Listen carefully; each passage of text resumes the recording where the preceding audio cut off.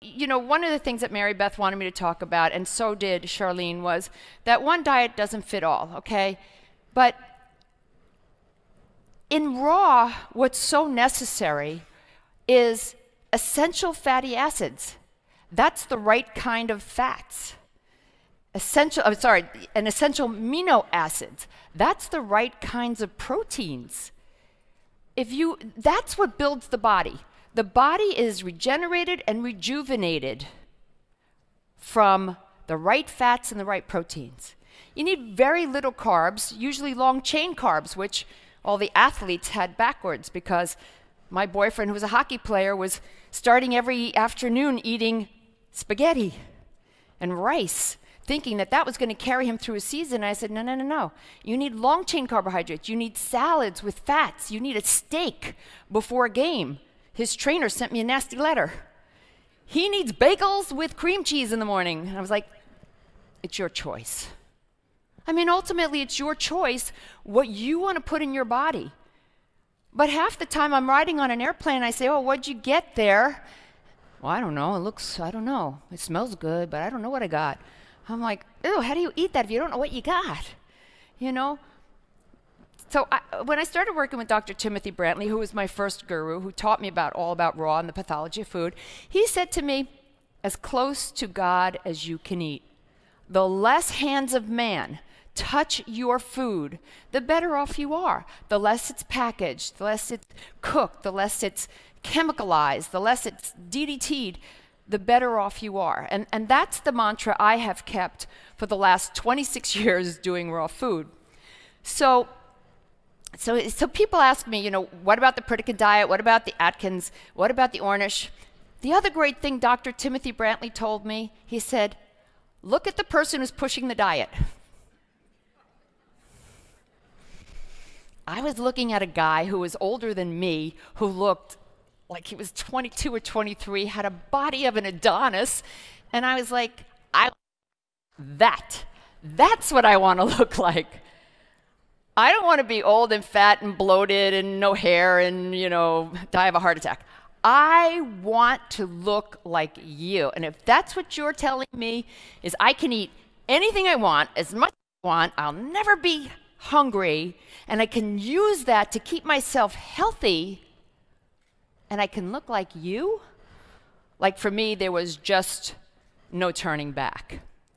But, you know, I'm not just a follower. I want to understand what I'm following and why I'm following it. So the great thing about the raw diet, Mary Beth, raw, deliciously raw, is the raw science behind it. So several things happen to your food when you cook it, okay? Let's start with enzymes and the proteins. So enzymes are proteins, guys. Enzymes are, I could scream loud enough, but if it goes back on again, I'll blow your ears out. So one of the things that happens to food when you cook it is food that normally has its own enzymes in it, that when you eat it can help digest itself, now has no enzymes. So now you have to make those enzymes. And those enzymes come from all of our vitamins and minerals and protein, all those things that are in our body from the most readily available place is our bodies. So you have to take it from our bodies to make enzymes to digest food that should have enzymes, but it doesn't, because cooking destroys the enzymes. The other thing is that vitamins and minerals are hooked together in a way that the body can read it. That's why we need to have whole foods. Whole foods is incredible because, do you know when they were doing calcium for women and they were saying, well, you can't just have calcium, you have to have calcium with vitamin D and magnesium. Because basically the body didn't recognize calcium without vitamin D and magnesium. That's the idea behind whole foods. So when you eat a food, it's got all the vitamins and minerals in the perfect harmony, bonded together. And when you eat them, the body recognizes them and utilizes them very easily, very simply. Well, when you cook them, those bonds are broken. So the body can't always recognize, even if it's got what it needs, it doesn't recognize it has it. The next thing is you change the molecular structure of the food. Molecular structure is important because, you know, if you eat a truckload size of fats, but the body takes it in and breaks it down and goes, you know, I don't recognize this as fats because it's been cooked. So let me take what I recognize, and it takes all those fats and it rearranges them and it puts them together and it goes, oh, I have a Volkswagen size of fats here. I can use that. Well, what happens to all those other pieces of that huge truck? It gets stored. Where does it get stored? Right? Depending on where you carry your extra weight, it gets stored. So it's much better to have cold-pressed oils, which your body goes, oh, yay, I can utilize this. I'm a Ferrari, and this is 92 octane, clean burning. That's very important as well. The other thing that happens with food when you cook it is most all alkaline foods become acidic. So let's just look at this a second, because inflammatory disease comes from being inflamed. It comes from an acid environment. By the way, ladies, aging is an inflammatory disease. So if you can, by the way, I'm a walking billboard for this because I'm 80. I only present as 50 because I'm eating raw foods. Because that's what it does. It anti-ages you because inflammation, stress really can destroy the body, can make you appear older. It can do so many different things to your body. So for me, there's just no question that raw foods is the perfect way to go because it's clean burning, it rebuilds, it doesn't make you deplete your body to digest food, and it's the proper pH. Now, I am skittish about talking about my health issues, but let's just say that I've had health issues my entire life. I mean, allergies since a kid, and you know, all those issues I had when I called Dr. Timothy, and issues I had after Dr. Timothy, which I'm sure you've read about in the press, but I don't really like to talk about. Because even though this is a Truth About Cancer conference, I try to focus on the positive of how these things can change overall health for everybody, whether you are diagnosed with cancer, not diagnosed with cancer. If you've got indigestion, if you've got stress headaches, migraines, I'm finding that raw food took care of all those issues for me, everything. And today, I don't have to take a Tums, an aspirin, a NyQuil to fall asleep. I don't need a scotch and coffee to wake up. And I'm able to throw the Spanx away. No Spanx, baby. You better believe it. So, one of my great friends and my second guru when I moved from Los Angeles to New York was Dr. Nicholas Gonzalez, and his wife Mary Beth is here. Mary Beth, you're over here, right? Yes. Thank you, Dr. Gonzalez.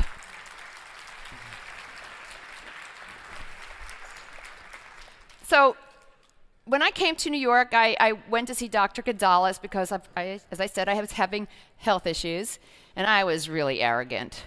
I mean, that's the most amazing thing about people, and myself included, is how arrogant we can get. Oh, thank you. Is how arrogant we can get about the most ridiculous things. So I went to Dr. Gonzalez and I'm like, so what's your program? Enzymes and supplements, huh? I don't need that. I'm healthy right now. And he was like, listen, you've been diagnosed, you had problems, they come, they go, but let me tell you, it's in there. If you had it once, it's in there. I'm like, whatever, maybe I'll do some of your diet, maybe I'll do some of your stuff, but I'm not going to do everything. And God bless him, he was totally patient, and he became my lifesaver. And we presented together in Lugano. And, you know, Dr. Gonzalez had a theory that if you had the right diet for the right body type, if you had the right supplements and your pancreatic enzymes, because he based his work on Dr. Beard and Dr. Kelly, if you had detoxed your body, that all of these things could absolutely help you manage your health and any health issues you might have, including cancer. So Dr. Gonzalez's main clientele were cancer patients. And these were the 3 or 4, I like to say 4 because I actually think of pancreatic enzymes as a whole nother separate idea here. So those 4 things, I went forward and I didn't mean to. Can I go back? No. Okay. Well, those 4 things, the enzymes, the detoxification, the supplements, and the diet, those 4 things were very important in controlling health. But for me, it became about anti-aging. So don't think that I'm like so disciplined for no reason at all. I'm disciplined for a real reason. Because I want to look good at 80. I want to be healthy at 80. I want to be an active 80-year-old.